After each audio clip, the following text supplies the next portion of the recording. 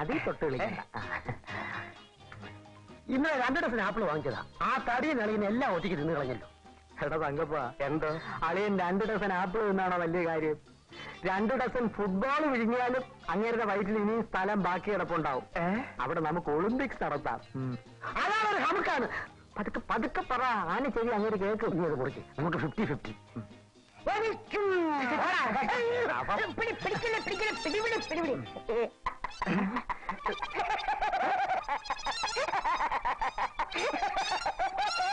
നിന്നെക്കൊണ്ട് ഞാൻ ഒന്നിനും വയ്യാതെ കുട്ടിച്ചപ്പോ കോഴി എറിഞ്ഞപ്പോ കോഴി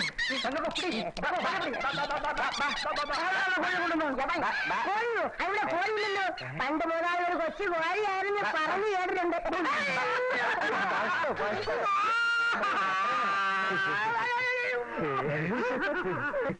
അളിയ കോഴി നമുക്ക് പൊരിക്കാം.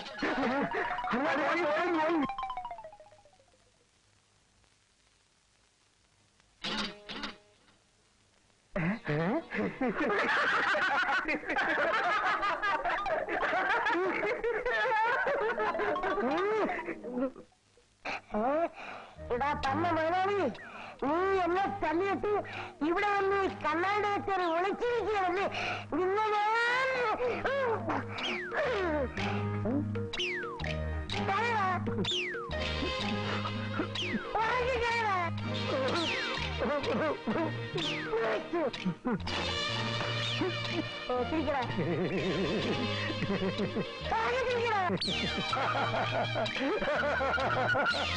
പോലെയാവും.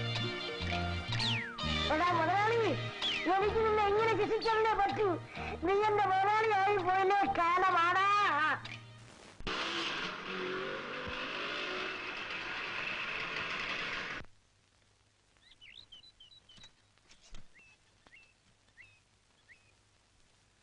Excuse me.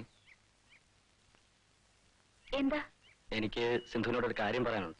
പറയാമല്ലോ. അത് ഇവര് കേൾക്കുന്നോണ്ട് കുഴപ്പമൊന്നുമില്ല. ധൈര്യമായിട്ട് പറഞ്ഞോളൂ. എനിക്ക് പറയാനുള്ളത് ഈ കാസറ്റിലുണ്ട്. കൊള്ളാം, ഇതൊരു പുതിയ പരിപാടിയാണല്ലോ. ഇതിന്റെ മറുപടി നാളെ തരണം. ജസ്റ്റ് എ മിനിറ്റ്, ഇപ്പോൾ തന്നെ തരാം. Thank you.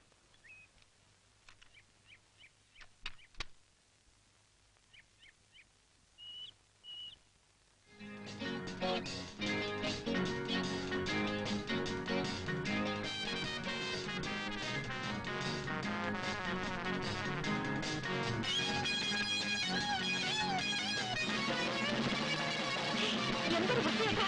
ഇതാണോ എനിക്ക് പറയാനുള്ളത്?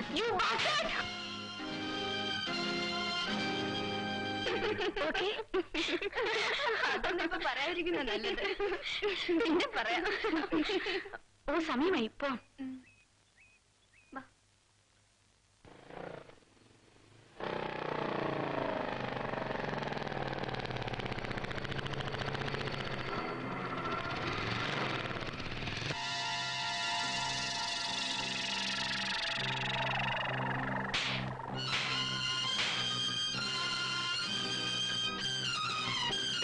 എന്റെ കറാത്തടിച്ചു അല്ലേ?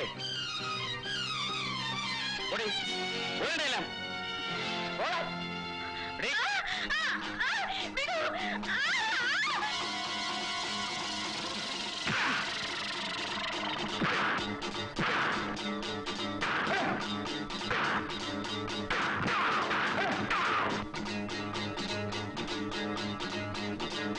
ഞാൻ ബ്രൗൺ ബെൽറ്റ് ആണ്ടാ.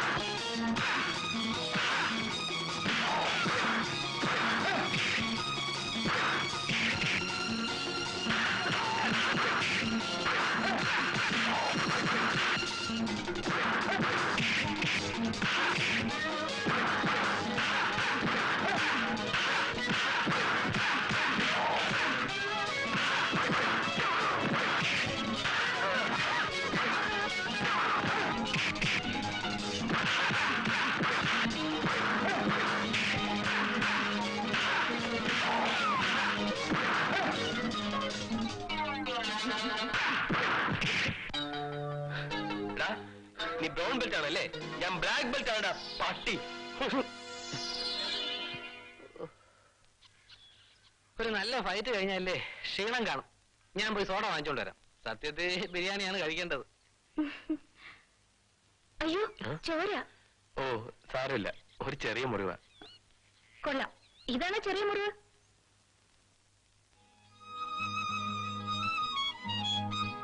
ആ പോകുന്ന വഴിക്ക് ഏതെങ്കിലും ഡോക്ടറെ കണ്ട് ഡ്രസ് ചെയ്യിക്കാം.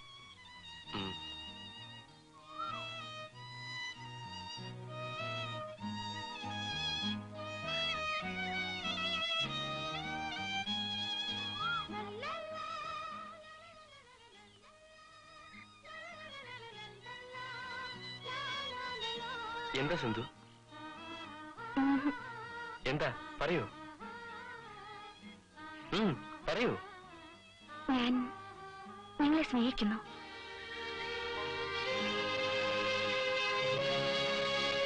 സിന്ധു, ഞാൻ നിങ്ങളുടെ ഡ്രൈവറാണ്. ശങ്കുവേട്ടനെ ഞാനങ്ങനെ കരുതിയിട്ടില്ല. ഞാനൊരു പാവപ്പെട്ടവനാണ് കുട്ടി. ഞാനൊരു പണക്കാരന്റെ മകളായി ജനിച്ചത് എന്റെ കുറ്റമല്ലല്ലോ. ഇത്തരം ബന്ധങ്ങൾ എല്ലായ്പ്പോഴും ദുഃഖത്തിലാണ് അവസാനിക്കാറ്.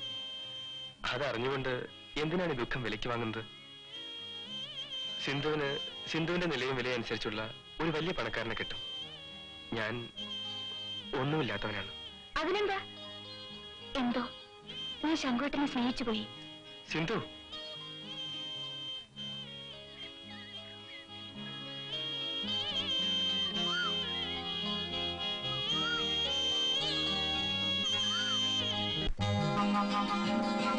സരി